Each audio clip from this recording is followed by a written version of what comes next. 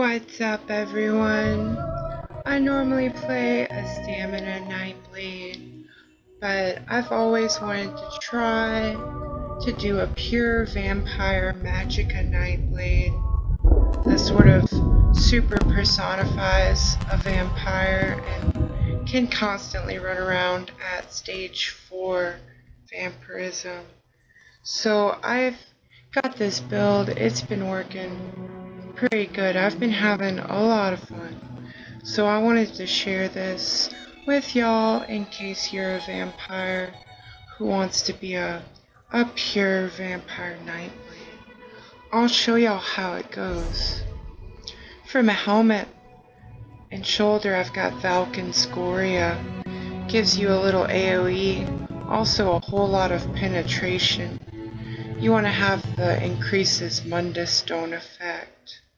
My Mundus Stone effect is the penetration. You really want to stack penetration. Right now I'm at 12k penetration. It goes up more in vampire form. So I've also got Plague Break.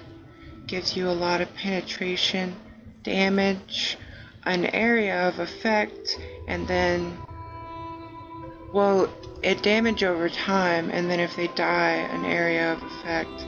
Pretty great set, probably my favorite set. I use it for almost every build. Then I've got Stygian for that extra spell damage and penetration. Then Oaken Soul. This is what really makes the build viable. I wasn't able to do it before I got this, because it gives you most of the buffs you need, and then you can focus your skills on the vampire skills, because the vampire skills don't really give you any buffs. All the jewelry, got the Bloodthirsty in it for a bunch of extra damage. I've got Decisive on the Stygian staff so that Get Extra Ultimate can do the Vampire Lord thing more often. You could also make this penetration to get like 3,000 extra penetration. It just depends on whether you want to use that ultimate more often. For the skills, we got this vampire skill that deals up to 33 more damage based on your missing health. Can make it hit pretty hard, and it does pretty good even without that.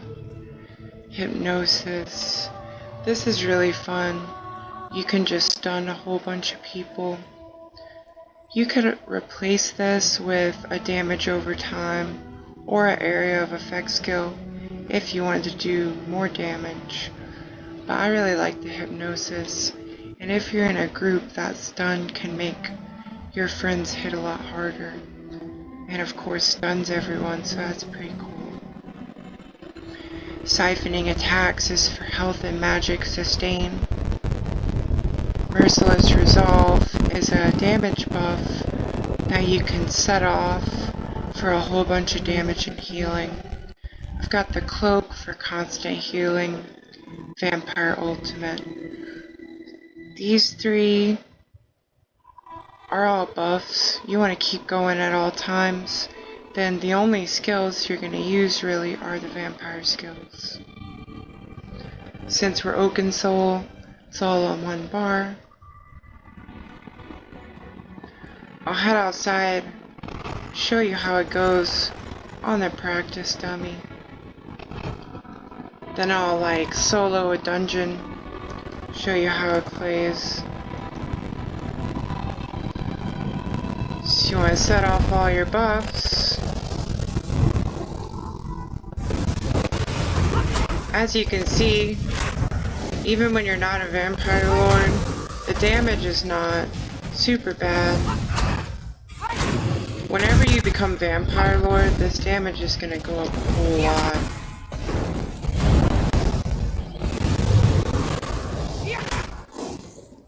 You can do a heavy attack and then that vampire move at the same time. So you either want to be light attack weaving with that claw move and your light attack, or you can heavy attack and do the claw at the same time. Hold the heavy attack, press the claw before it goes off. They both go off at the same time. You get pretty decent damage, and if your siphoning strikes is going and you're cloaked, you're constantly healing. But you also need the light attack so your vampire ultimate goes off. I'll show you what happens when the vampire ultimate goes off. It's pretty cool.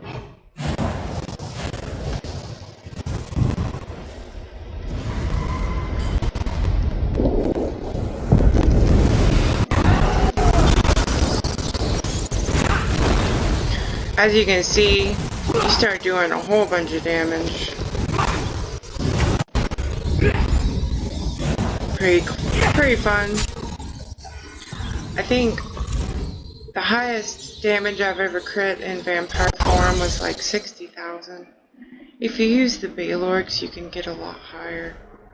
But I'm using the Valken Scoria right now.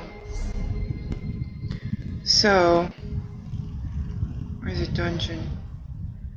Here's one. Show you how it goes PvE. This build, it works whenever you're playing PvP with it. That claw hits pretty hard if you can get it on them, but it doesn't have much range. So whenever you're not the Vampire Lord in PvP, it's not like the best. But you can do some awesome things when you're the Vampire Lord. So if you know how to time that Vampire Lord ultimate, you can sometimes fight like 2-3 players at a time while you're the Vampire Lord. Have a lot of fun.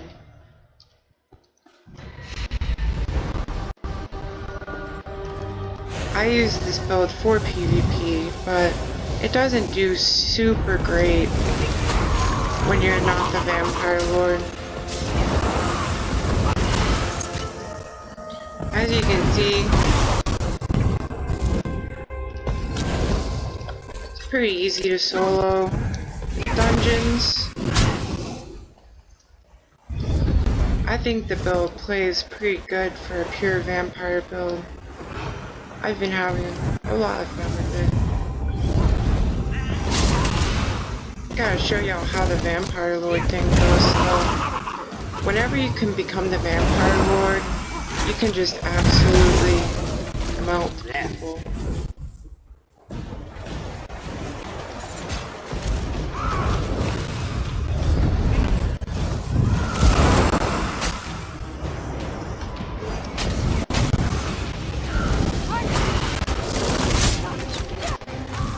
Also, whenever your plague break goes off, here we go.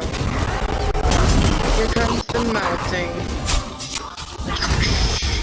So much damage. Get out of here. I'm the freaking Vampire Lord, man.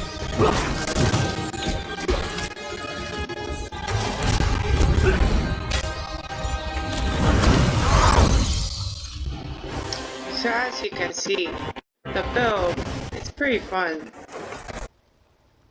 Thank you so much for watching, everyone. Hopefully, if you were looking for a way to play a pure vampire and do okay, this build was kind of helpful.